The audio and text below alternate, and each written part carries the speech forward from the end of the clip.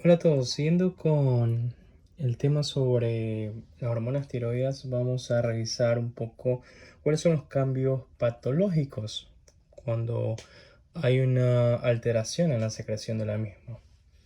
Entonces, para hacerlo un poco didáctico, vamos a dibujar una tabla con patologías.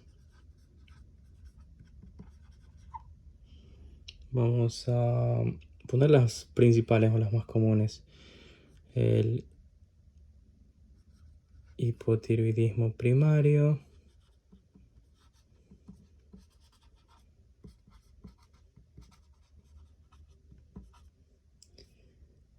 Vamos a poner el hipotiroidismo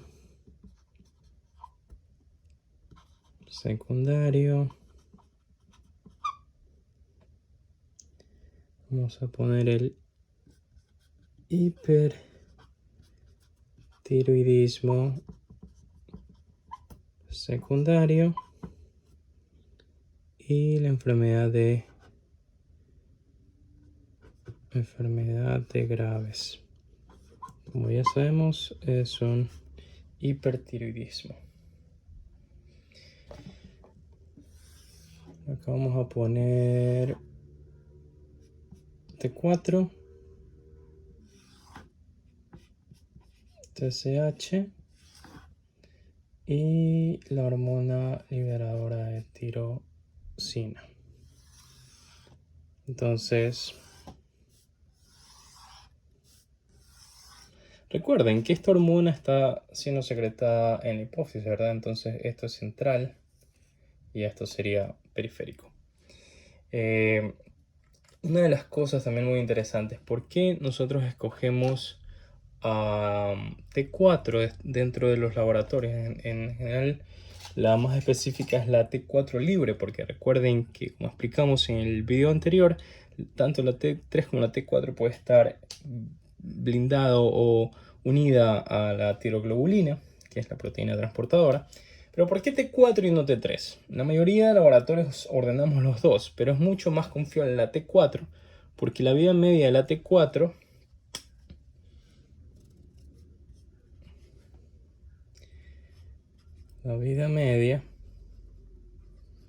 es de 7 días. Me parece que es de 5 a 7 días. En cambio la T3, la vida media es de 10 a 12 horas. Recuerden que la T3 es la forma activa. Cuando damos levotiroxina o reemplazo de hormona tiroide, estamos dando T4 que por conversión se va a transformar en T3 para ser la parte activa de la hormona. Pero bueno, sigamos a lo nuestro. ¿Cómo vamos a encontrar la T4 en el hipotiroidismo primario? O empecemos por la TSH, que generalmente es la que nos va a ayudar en el diagnóstico. La TSH va a estar aumentada y el T4 va a estar disminuido, ¿verdad? Por eso tenemos un hipotiroidismo primario y este me está sirviendo como feedback de la TSH y a su vez el TSH me sirve de feedback para liberar más hormona en mi hipófisis. ¿Ok? Estamos claros. La T4 me sirve de feedback para la TSH y a su vez la TSH para liberar hormona en la hipófisis. Eso en el hipotiroidismo primario. Uno de las causas puede ser, por ejemplo, la falta de consumo de yodo cuando ya pasan años, que es un hipotiroidismo neonatal intratado. Terminan con este hipotiroidismo, ¿no? Por ejemplo, la enfermedad de Hashimoto, que al principio se comporta como hipertiroidismo porque hay una inflamación de la glándula, porque es una enfermedad autoinmune, después termina con defunción de la glándula y termina con este patrón en el laboratorio, más los anticuerpos antispiroxidasa, que los revisaremos más adelante, que podemos hablar un poquito más de las patologías. En cuanto al hipotiroidismo secundario o pituitario, TSH va a estar disminuida. T4 va a estar disminuida. Y aquí hay un problema en mi feedback. Yo estoy liberando la hormona liberadora de tirosina en mi glándula hipófisis, pero hay una alteración y no me está respondiendo la TSH, y a su vez pues no puedo transformar o no puedo formar hormona tiroidea, y por ende el T4 va a estar disminuida. El hipertiroidismo secundario, ahora hablamos de hiper o mayor producción. Mi TSH va a estar aumentada, va a estar disminuida mi liberación de hormona, y T4 va a estar aumentado. Y a su vez, la TSH me está ayudando a producir más hormonas, y a su vez pues me bloquea aquí la función en la glándula hipófisis. Y la enfermedad de Graves, que también es una enfermedad autoinmune,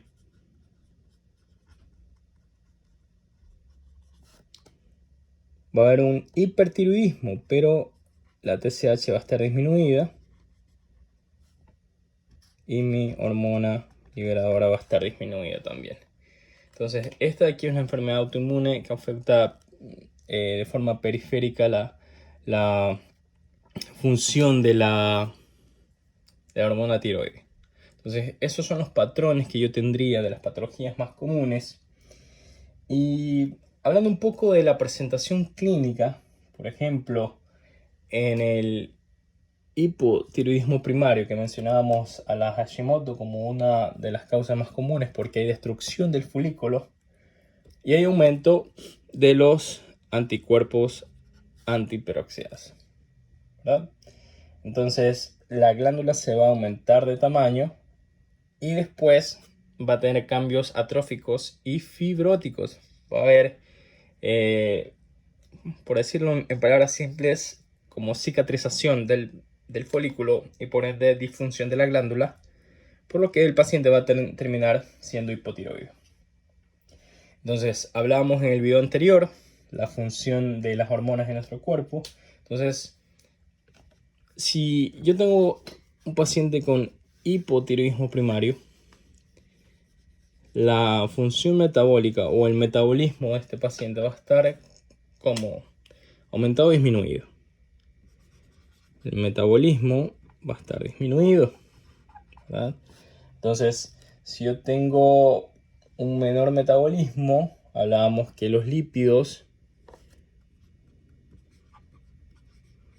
principalmente el colesterol, va a aumentar, va a disminuir la captación y absorción de glucosa a mi nivel intestinal, lo que me va a producir hiperglicemia.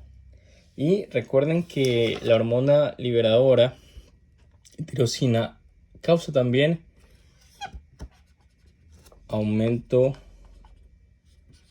en la prolactina. Entonces, cuando tengo un hipotiroidismo primario y chequeo prolactina, o el paciente llega con síntomas de prolactinemia, tiene galactorrea o tiene ausencia de sus ciclos menstruales en las mujeres, por ejemplo, siempre hay que descartar enfermedad tiroidea.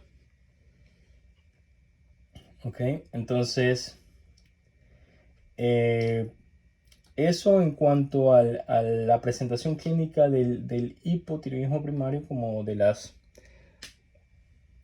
presentaciones más comunes o más típicas, ¿no? Ya en la etapa ya de cronicidad de esta enfermedad, pues el paciente va a presentar mixedema, puede presentar el coma mixedematoso también, que puede ser fatal.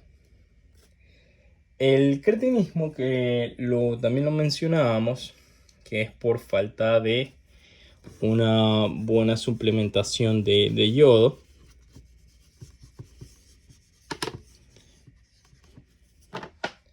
Entonces, podemos tener un hipotiroidismo neonatal, que también se hace el estudio en el momento del nacimiento y que sí o sí lleva tratamiento para evitar el cretinismo, o podemos tener un hipotiroidismo postnatal. Después del nacimiento, por falta de ingesta de yodo, por ejemplo en la sal yodada, va a provocar este cretinismo postnatal. Entonces, generalmente durante los primeros días estos pacientes no tienen mayor problema, pero poco a poco pues van a tener estos problemas como las anormalidades en el metabolismo, van a tener anormalidades en el desarrollo normal del sistema nervioso, la osificación ósea va a estar retardada, la pubertad se va a retardar también. Y solo por, o sea, esto es algo que se puede tratar solo con la ingesta de sal. Entonces, es bastante lamentable que incluso en la actualidad exista en algunos pueblos más que en otros, ¿no?, una alta incidencia de pacientes con cretinismo, ¿no? Entonces, eso en general hablando del hipotiroidismo. En el hipertiroidismo primario, como en enfermedades graves que hablamos que es autoinmune, pues como les mencionaba, esto puede causar la tirotoxicosis, y estos anticuerpos van a estar dirigidos hacia el receptor tiroideo, o en los laboratorios lo podemos pedir como anticuerpo estimulante tiroideo, TSI. A veces hay una combinación y también hay anticuerpos anti-TPO, pero generalmente se presenta esto sí como un hipertiroidismo clásico. ¿Y qué es lo peligroso en el hipertiroidismo y por qué puede ser fatal? Porque al aumentar el metabolismo, como lo hablábamos, tengo demasiada hormona tiroidea, puedo tener taquicardia que me va a derivar en algún tipo de arritmia que puede ser fatal. Aumenta también la secreción de catecolaminas, y estos son los pacientes que clínicamente se van a presentar como con dolor de pecho,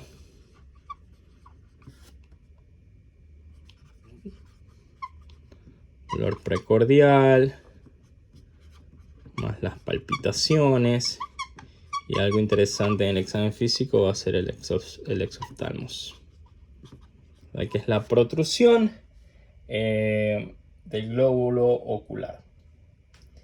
Entonces, esto se da porque los músculos que controlan los movimientos del ojo están edematizados o inflamados por la misma acción de los anticuerpos. ¿Cuál es el tratamiento? Esto aquí es una emergencia. Entonces, el tratamiento, o qué es lo que me puede complicar o por qué puede ser fatal, es por una arritmia cardíaca. ¿Qué se recomienda acá? Un bloqueante beta, como el propanolol, por ejemplo. Y luego pues se dan medicamentos como el metimazol o el propilturacil, que también se puede dar en embarazadas. Además, para disminuir la conversión de T4 a T3, yo le puedo dar esteroides. Entonces, son algunos casos más complicados porque al ser solo, por ejemplo, en pacientes con hipotiroidismo, si lo amerita, se da reemplazo hormonotiroidea con levotiroxina. Pero acá el tratamiento es mucho más complicado, y como son cambios rápidos y es una patología, al menos la tormenta tiroides es una patología potencialmente fatal a muy corto plazo, pues el tratamiento es un poco más complejo. También quería revisar la parte o cómo entender mejor el algoritmo de un paciente con Vamos a revisar con hipotiroidismo, que es la patología tiroidea más común. Hay hipotiroidismo primario, que puede estar causado por la enfermedad de Hashimoto, entre las más comunes. También podemos encontrar pacientes con hipotiroidismo post-tiroidectomía, por ejemplo, los pacientes que tienen cáncer de tiroides, que se remueven la glándula por completo. Después van a tener que utilizar reemplazo de hormona tiroidea durante el resto de su vida. Pero, ¿qué es lo importante reconocer? La levotiroxina, que es una medicina maravillosa. Estamos dando T4 al paciente, que luego por conversión se va a convertir en T3 para tener su actividad metabólica. Pero recuerden que todos los medicamentos, como decía Paracelso, todo es veneno, nada es veneno. Entonces hay que tener mucho cuidado con decidir a quién le damos reemplazo de hormona tiroidea, porque aunque el paciente tenga hipotiroidismo, hay diferentes aspectos a tomar en cuenta. Por ejemplo, una persona normal, mi dosis de hormonas tiroidea va a ser de 1.6 microgramos por kilo día. En una persona en estado de gestación va a ser de 2 a 2.4 microgramos por kilo día. En las personas mayores de 65 años hay que tener cuidado, mucho cuidado. La dosis va de 25 a 50 microgramos día, no por kilo, esto por día. Y en pacientes con enfermedad cardíaca o enfermedad coronaria o posisquemia, posinfarto, solo si amerita es de, vamos a ponerle aquí, enfermedad coronaria es de 12.5 a 25 microgramos día, incluso menos que en los adultos mayores. Ahora, ¿por qué cambia, por ejemplo, en los adultos o en las personas con enfermedad cardíaca? Recuerden que al aumentar el metabolismo, esto va a consumir más oxígeno, ¿verdad? Va a consumir más oxígeno, e incluso en el músculo cardíaco puede aumentar el metabolismo, causar taquicardia, consumir más oxígeno. Recuerden que la circulación coronaria se da durante la diástole. Entonces, si tengo un paciente que está con taquicardia y está bombeando muy rápido, no voy a tener una capacidad completa de un flujo correcto durante la diástole. Entonces, por eso hay que tener mucho cuidado en este tipo de pacientes. Sabiendo ya la dosis de levotiroxina y los pacientes con los que debemos tener en cuenta o tener más cuidado, vamos a diseñar un pequeño algoritmo. ¿Qué hago con un paciente que tiene TSH elevado? Vamos a hablar de personas normales. Ya revisamos un poquito las contraindicaciones. Para hablar sobre qué pasa en las personas normales con TSH elevado, vamos a dividirlo en varios grupos. Pacientes que tienen más de 10 de TSH. Pacientes aquí puede estar bajo o no bajo el T4. ¿Qué pasa también si el paciente tiene de 5 a 10 en TSH, pero mi T4 está disminuida? ¿Y qué pasa si yo tengo de 5 a 10 y mi T4 está normal? Si mi paciente tiene más de 10, independientemente de mi valor de T4, este paciente hay que darle levotiroxina. probablemente para el resto de su vida. Ser continuada. Si yo tengo de 5 a 10 y mi T4 está disminuida, también vamos a darle el levotiroxina. Pero ¿qué pasa si yo tengo solo de 5 a 10 y mi T4 no se mueve? Que lo denominamos como un hipotiroidismo subclínico.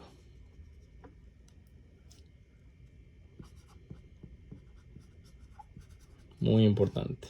Síntomas. Si hay síntomas, le vamos a dar tratamiento con levotiroxina de 3 a 6 meses. Y si los síntomas resolvieron después de 3 a 6 meses de tratamiento y el paciente está bien, lo continúo con levotiroxina. Pero si no mejora, vamos a poner no mejora, podemos buscar un diagnóstico secundario. ¿Por qué no está mejorando el paciente? Ahora, si yo no tengo síntomas, si el paciente no tiene síntomas con un TSH de 5 a 10 y un T4 normal, yo voy a hacerle un chequeo de anticuerpos antiperoxidasa. Si estos me salen positivos, yo lo voy a chequear cada 6 meses y después cada año. Si me salen negativos, lo puedo chequear cada 3 años sin ningún problema. Entonces cambia bastante el manejo dependiendo de los niveles de TSH y de los síntomas del paciente. Esto en un paciente normal. Pero, ¿qué pasa en uno de mis grupos de riesgo? El grupo de riesgo en el que se controlaba bastante las dosis de levotiroxina, que es en los adultos mayores, es muy diferente. Por eso deben tener muy en claro todas las guías de prácticas clínicas, tanto para la vida diaria como para los exámenes o cualquier test que tengan que dar, tanto en la escuela de medicina como dentro de un posgrado, ¿no? Entonces, ¿qué pasa si yo tengo un paciente adulto mayor? Un adulto mayor con TSH elevado. Adulto mayor. Voy a tener muy en claro esto. También lo vamos a dividir en grupos. Si yo tengo de 4.5 hasta 6.9, si tengo de 7 a 9.9 y más de 10. A su vez, esto lo voy a dividir entre 65 y 84 años y más de 85 años. Así mismo acá, entre 65 y 84 años y mayor de 85. Y acá solo vamos a tomar en cuenta todos los pacientes mayores de 65 años. Si el paciente tiene 4.5 a 6.9 y tiene de 65 a 84 años, no hacemos tratamiento.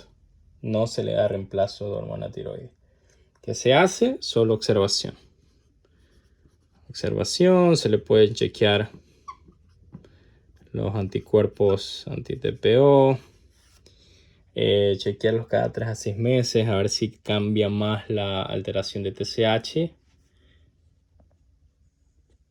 y vaya a necesitar reemplazo de hormona tiroides, pero hasta el momento no. Mayor de 85 definitivamente no se trata. ¿Okay? Con estos valores no se trata. antes había una controversia que sí, que hipotiroidismo subclínico, etcétera, etcétera, pero en el adulto mayor se ha demostrado que no hay beneficio en el tratamiento después de los 85 años con este valor TSH. De 7 a 9.9, si yo tengo 65-84, voy a considerar el tratamiento solo si los beneficios son mayores a los riesgos del paciente.